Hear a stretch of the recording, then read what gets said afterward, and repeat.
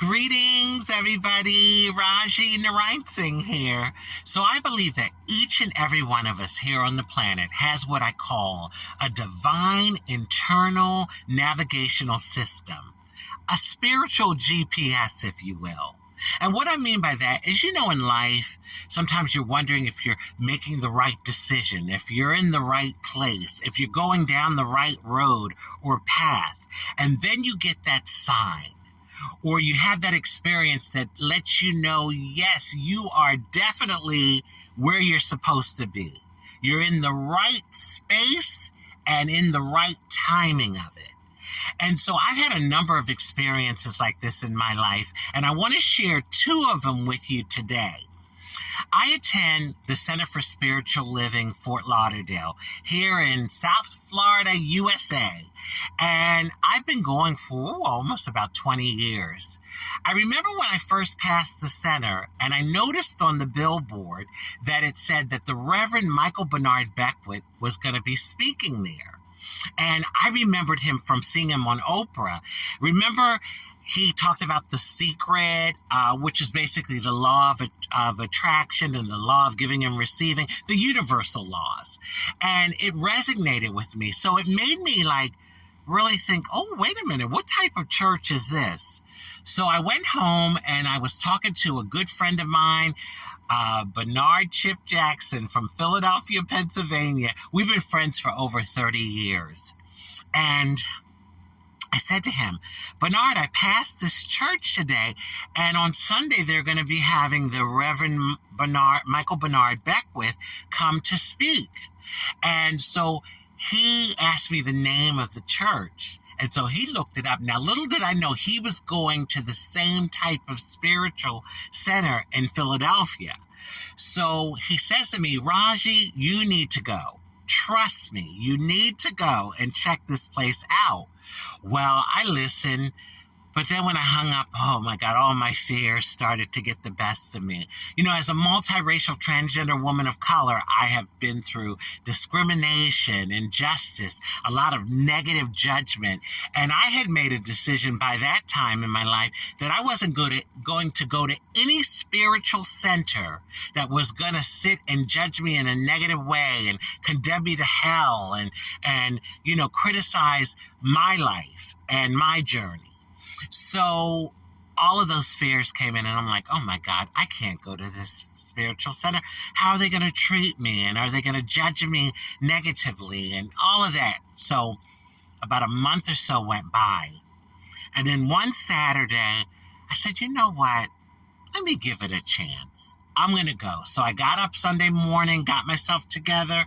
I drove to the Center for Spiritual Living, and I pull into the parking lot, and oh my God, it's a sea of cars. So many people.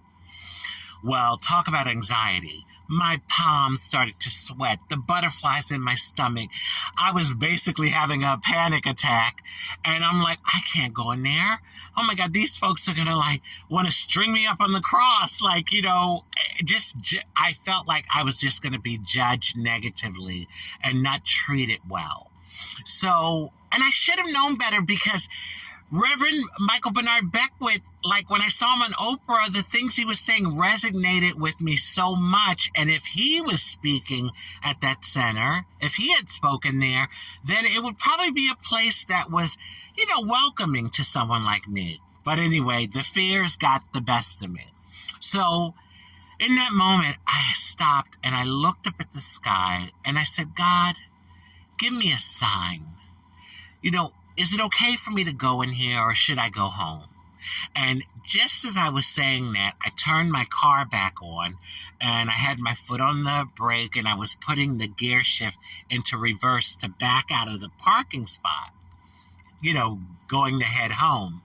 And just then, a car pulled up next to me, and two very flamboyant, very feminine gay men got out of the car, and I watched them walk to the entrance, and honey, they were switching their hips more than I do.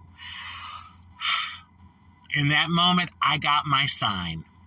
I put the car back in park, turned the car off, and I looked up at the sky and I said, thank you, God. Okay. So that was like the right and perfect sign for me in that moment to know that, okay, it's okay. You can go into the center, Rajee. It's where you're supposed to be in the right timing and space. So I went in. And when I tell you it was the beginning of such a dynamic spiritual evolution for me, because the center is really about the universal laws, like I said before, like the law of attraction, the law of giving and receiving, and the power that our mind has to create the lives that we want. Oh, it works. And I've certainly used it. I started going, and then I eventually started taking some of the classes, and I have just grown so much spiritually, and I don't believe I would be where I am in life if it wasn't for the growth that I had at my spiritual center. It's just been a wonderful place. And the beautiful thing about it is it's just a melting pot of people. People from all walks of life, different races, religions, cultures.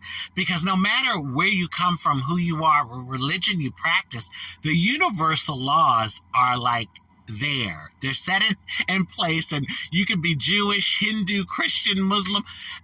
They will apply. Doesn't matter what religion you are. So I'm so happy that I followed that. And I do believe that divine spirit, God, the higher power, the Holy One, whatever name you call that divine energy that is the glue to our existence, I believe that along the way in our journey, we are guided. We're given signs to let us know that we're going down the right path for our lives.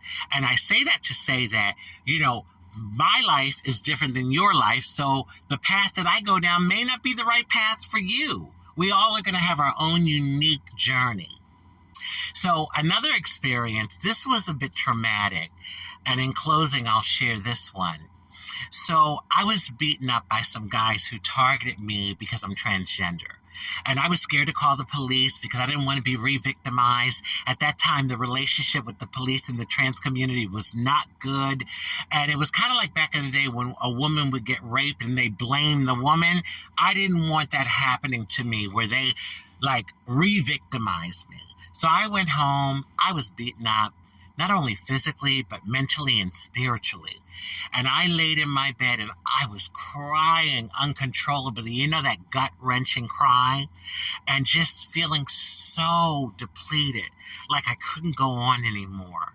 And I really started to believe that I didn't have a place here in the world, like I didn't belong here.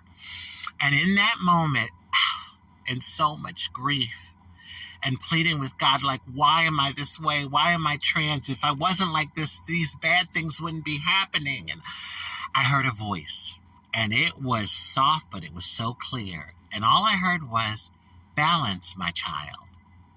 And it was like, oh my God, like a floodgate of consciousness came into me, like of knowledge came into my consciousness.